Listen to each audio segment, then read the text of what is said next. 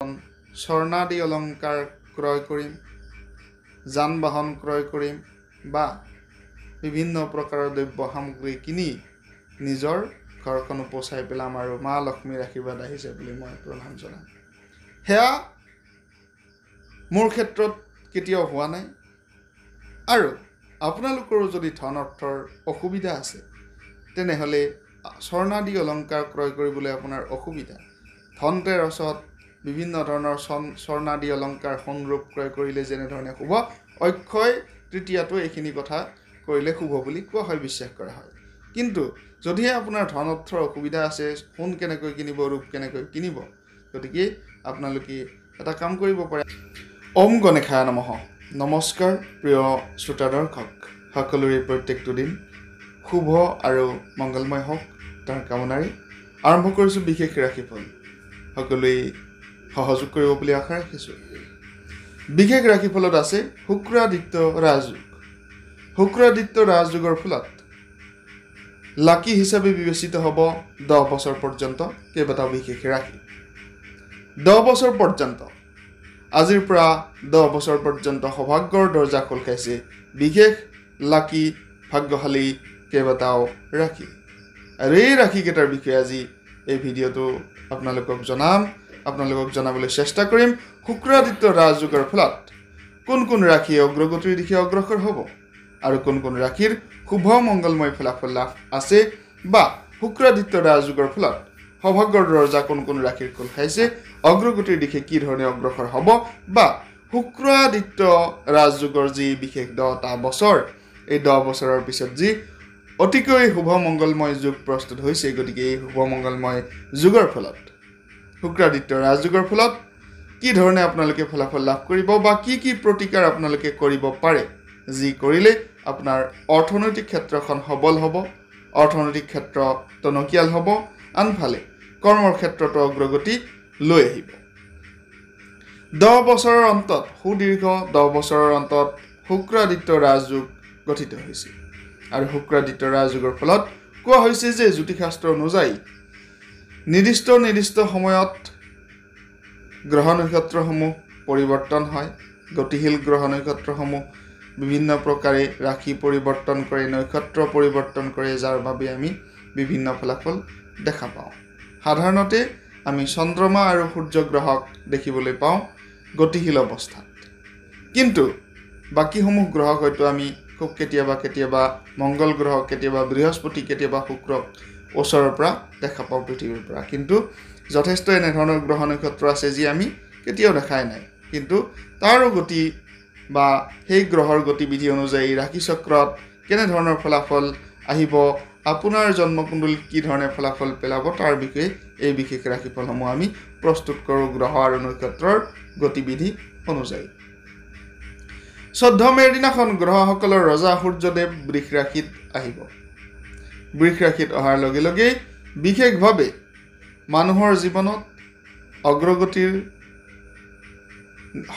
শুভ আৰু মংগলময় ফলাফল লৈ আহিব, অগ্ৰগতিৰ দিশ লৈ আহিব আৰু অৰ্থনৈতিক ক্ষেত্ৰত উন্নতিৰ দিশ লৈ আহিব। বিশেষভাৱে মানুহৰ জীৱনত দৃশ্যমান হ'ব প্ৰত্যক্ষভাৱে প্ৰভাৱ।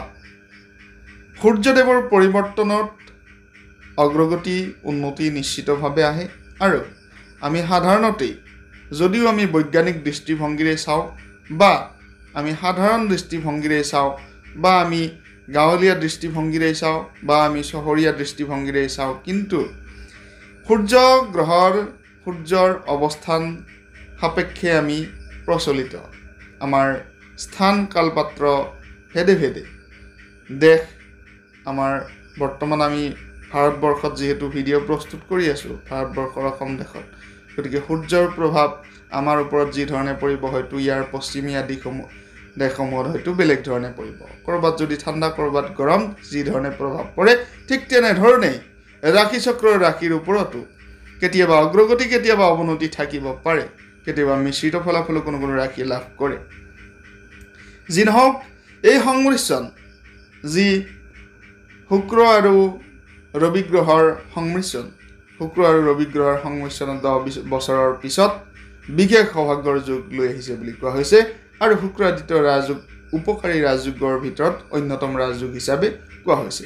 কৰ্মজীৱনৰ ক্ষেত্ৰত শুক্ৰাদিত্য ৰাজযোগৰ যথেষ্ট গুৰুত্বপূৰ্ণ ভূমিকা আছে আৰু শুক্ৰ গ্ৰহ আৰু ৰবি গ্ৰহৰ সংমিশ্ৰণত সৃষ্টি হোৱা শুক্ৰাদিত্য ৰাজযোগৰ ফলতেই অৰ্থ সংক্ৰান্তীয় সমস্যাৰ পৰা মুক্তি লাভৰ বিশেষ উপায় মই আপোনালোকক জনাম। ভিডিঅ'টোৰ ভিতৰতে মুক্তি লাভৰ অৰ্থনৈতিক সমস্যাৰ পৰা মুক্তি কি ধৰণে লাভ কৰিব পাৰি, সৰু সুৰা উপায়েৰে কি ধৰণে লাভ কৰিব পাৰি বা সৰু সৰু উপায় অৱলম্বন কৰিলে আপোনালোকে কি ধৰণে ফলাফল লাভ কৰিব পাৰে তাৰ বিষয়েও কিন্তু উল্লেখ কৰিম। গতিকে ভিডিঅ'টো স্কিপ একেবাৰে নকৰিব।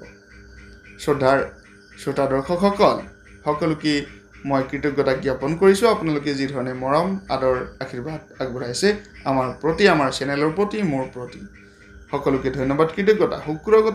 শুক্ৰাদিত্য ৰাজযোগৰ ফলত সৌভাগ্যশালী ৰাশি হিচাপে বিবেচিত হৈছে বৃষভ ৰাশিৰ জাতক জাতিকাসকল। বৃষভ ৰাশি অৰ্থাৎ আমি সাধাৰণতে বৃষ ৰাশি বুলিও কওঁ, কেতিয়াবা বৃষভ ৰাশি বুলিও কওঁ। যি নহওক, বৃষ ৰাশিৰ জাতক জাতিকাসকলৰ শুক্ৰাদিত্য ৰাজযোগৰ ফলত অনেক উপকাৰ হ'ব বুলি কোৱা হৈছে।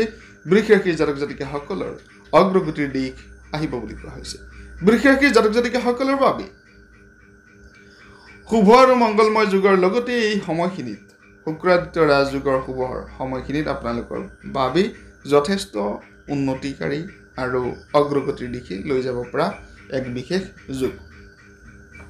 এই সময়ত আপোনাৰ ৰবি গ্ৰহ যিহেতু সদয় হৈছে আপোনাৰ ৰাশিত আছে, গতিকে ৰাজনীতিৰ লগত জড়িত ব্যক্তিসকলৰ বাবে খুব ভাল খবৰ বুলি ক'ব পাৰি। বৃষ ৰাশিৰ জাতক জাতিকাসকল, আপোনালোকে যদি আপুনি এজন ৰাজনীতিবিদ বা আপুনি এজন ৰাজনৈতিক জগতৰ লগত জড়িত নেতা বা কৰ্মী বা বিভিন্ন প্ৰকাৰে ৰাজনীতিৰ লগত আপুনি জড়িত হৈ আছে, গতিকে ৰাজনীতিৰ লগত জড়িত হৈ থকা ব্যক্তিসকলৰে সৰ্বত্ৰে সমৃদ্ধি উন্নতি ৰবি গ্ৰহ আপোনাৰ ফেভাৰত আহিছে। গতিকে ৰবি গ্ৰহৰ শুভ দৃষ্টিত আপোনাৰ ৰাজনৈতিক জীৱন সঁচাকৈয়ে ধন্য হ'ব। সেয়া আপোনাৰ দল ভেদে বা সময় ভেদে বেলেগ বেলেগ হ'ব পাৰে বুলি মই ক'ব বিচৰা নাই, কিন্তু ৰাজনৈতিক উত্থান আপোনাৰ আহিব যে সেয়া নিশ্চিত। পোনপটীয়াকৈ উন্নতি হ'ব চাকৰি কৰি থকা ব্যক্তিসকলৰ আৰু চাকৰি কৰিব বিচৰা ব্যক্তিসকলৰ। ইয়াৰ লগতে শিক্ষাৰ্থীসকলৰ বাবে গুৰুত্বপূৰ্ণ ভূমিকা এইখিনি সময়ত আছে, যিহেতু বিভিন্ন ধৰণৰ পৰীক্ষাৰ ফলাফলসমূহ ঘোষণা হৈছে। প্ৰৱেশিকা পৰীক্ষা, উচ্চতৰ মাধ্যমিক পৰীক্ষা, বিভিন্ন ধৰণৰ পৰীক্ষাৰ ফলাফল এইখিনি সময়ত ঘোষণা হৈছে। গতিকে আপোনাৰ ক্ষেত্ৰত বিশেষ ফলাফল লৈ আহিব এই শুক্ৰাদিত্য ৰাজযোগে। আৰু এই শুক্ৰাদিত্য ৰাজযোগ শুক্ৰ পোনপটীয়াকৈ medical, technical, engineering, ITI, polytechnic বিভিন্ন ধৰণৰ কাৰিকৰী দিশক হৈছে শুক্ৰ গ্ৰহৰ এই ফলাফলে। গতিকে কাৰিকৰী বিভাগত যিসকলে পঢ়িবলৈ মন কৰে তেওঁলোকৰ বাবেও এক শুভ সংযোগ আহিব বুলি কোৱা হৈছে। বিবাহিত জীৱনৰ বাবে সময় অনুকূল হিচাপে থাকিব। দ্বিতীয় সৌভাগ্যৱান ৰাশি লৈ আহিছোঁ। দ্বিতীয় সৌভাগ্যৱান ৰাশি হৈছে মিথুন ৰাশি। মিথুন ৰাশিৰ জাতক জাতিকাসকলৰ জ্যোতিষশাস্ত্ৰৰ গণনা অনুযায়ী, জ্যোতিষশাস্ত্ৰৰ সন্মতি সাপেক্ষে, জ্যোতিষশাস্ত্ৰৰ গণনাৰ যি ফলাফল, এই ফলাফল সাপেক্ষে মিথুন ৰাশিৰ জাতক জাতিকাসকলৰ শুক্ৰাদিত্য ৰাজযোগৰ ফলত অগ্ৰগতিৰ দিশে আহিব বুলি কোৱা হৈছে আৰু আপোনালোকৰ বাবে চমৎকাৰ হিচাপে প্ৰমাণিত হ'ব এই বিশেষ শুক্ৰাদিত্য ৰাজযোগৰ শুভ সময়। এই সময়ত আপোনাৰ চমৎকাৰ হিচাপে প্ৰমাণিত হ'ব বুলি কোৱা হৈছে। অগ্ৰগতিৰ দিশ, অগ্ৰগতিৰ দৰ্জা আপোনাৰ খোল খাব, ভাগ্যৰ দৰ্জা সৌভাগ্যৰ পিনে খোল খাব আৰু ব্যৱসায়ত থকা ব্যক্তিসকলৰ বাবে যথেষ্ট অগ্ৰগতিৰ দিশ লৈ আহিব। ৰাজনীতিৰ লগত জড়িত ব্যক্তিসকলৰ মংগলময় ফলাফল আছে, অগ্ৰগতিৰ দিশ আছে, অগ্ৰগতিৰ পিনে আপোনালোক অগ্ৰসৰ হ'ব বুলি কোৱা হৈছে আৰু বিভিন্ন প্ৰকাৰৰ সমস্যাৰ পৰা মুক্তি পাব। ব্যৱসায়ত তীব্ৰ গতিত উন্নতি আপোনালোকৰ আহিব আৰু মানুহক আপোনাৰ ব্যক্তিত্বই প্ৰভাৱান্বিত কৰিব। যি কৰ্মই নকৰক কিয় সেই কৰ্ম আপোনাৰ দৌৰিবলৈ আৰম্ভ কৰিব বুলি কোৱা হৈছে। শিক্ষাৰ্থীসকলৰ বাবে এক শুভ সংযোগ, শুভ সময় আৰু শিক্ষাৰ্থীসকল যিহেতু বিভিন্ন ধৰণৰ পৰীক্ষাৰ ফলাফল দিয়াৰ সময়, গতিকে নিজৰ বিষয় নিৰ্বাচন কৰোঁতে সাৱধানতা অৱলম্বন কৰিব লাগে আৰু আপোনাৰ ৰাশি চক্ৰৰ ফেভাৰত থকা বিষয় যদি আপোনালোকে অধ্যয়ন কৰিবলৈ লয় তেনেহ'লে কিন্তু আপোনালোকৰ বাবেই যথেষ্ট উন্নতিকাৰী হ'ব পাৰে এই বিশেষ সিদ্ধান্ত। যি নহওক, তৃতীয় সৌভাগ্যৱান ৰাশি লৈ আহিছোঁ। তৃতীয় সৌভাগ্যৱান ৰাশি হৈছে সিংহ ৰাশি। সিংহ ৰাশিৰ জাতক জাতিকাসকলৰ শুক্ৰাদিত্য ৰাজযোগৰ ফলত অগ্ৰগতিৰ দিশে অগ্ৰসৰ হ'ব সিংহ ৰাশিৰ জাতক জাতিকাসকল বুলি কোৱা হৈছে জ্যোতিষৰ গণনা অনুযায়ী। জ্যোতিষৰ গণনা অনুযায়ী কোৱা হৈছে যে খুব উপকাৰী হিচাপে প্ৰমাণিত হ'ব আপোনালোকৰ এই বিশেষ ৰাজযোগ। এই ৰাজযোগে আপোনালোকৰ আয় বৃদ্ধি কৰিব। এই ৰাজযোগে আপোনাৰ কৰ্মৰ ক্ষেত্ৰত উন্নতি দিব। এই ৰাজযোগে আপোনাৰ সৰ্বত্ৰ সমৃদ্ধি, অৰ্থনৈতিক ক্ষেত্ৰত, শিক্ষাৰ ক্ষেত্ৰত, বিদ্যাৰ ক্ষেত্ৰত, কৰ্মৰ ক্ষেত্ৰত অগ্ৰগতি দিব। আৰু যদিহে আপুনি চাকৰি কৰি আছে, বিভিন্ন প্ৰকাৰৰ যিকোনো কৰ্মত জড়িত হৈ আছে, এই কৰ্মত উন্নতি দিয়াটো নিশ্চিত বুলি কোৱা হৈছে। অৰ্থনৈতিক অৱস্থা যথেষ্ট আপোনালোকৰ টনকিয়াল হ'ব বুলি কোৱা হৈছে। আৰু যদিহে আপুনি এজন অংশীদাৰী ব্যৱসায়, তেনেহ'লে অংশীদাৰী ব্যৱসায়ত আপোনাৰ কিন্তু যথেষ্ট লাভৱান্বিত হোৱাৰ সম্ভাৱনা বৃদ্ধি পাইছে। যদিহে আপুনি বিভিন্ন প্ৰকাৰৰ ধন অৰ্থৰ অসুবিধাত ভুগি আছে, আজি বিশেষ দিনটোত অক্ষয় তৃতীয়া তিথি পাইছে। অক্ষয় তৃতীয়া তিথি, এই অক্ষয় তৃতীয়া তিথি যথেষ্ট শুভ। যি ধৰণে আমি মহালক্ষ্মী পূজাৰ দিনাখন ধন অৰ্থৰ দেৱীক পূজা কৰোঁ, যি দিনাখন আমি দীপাৱলীৰ আগদিনাখন ধনতেৰছ হিচাপে উদযাপন কৰোঁ, ঠিক তেনেধৰণে অক্ষয় তৃতীয়া তিথিও আমি মা লক্ষ্মীৰ পূজন হিচাপে মানি আহিছোঁ। সাধাৰণতে অক্ষয় তৃতীয়া তিথিত বিভিন্ন ধৰণৰ ক্ৰয় বিক্ৰয় কৰিলে শুভ আৰু মংগলময় ফলাফল আহে বুলি জনা যায়।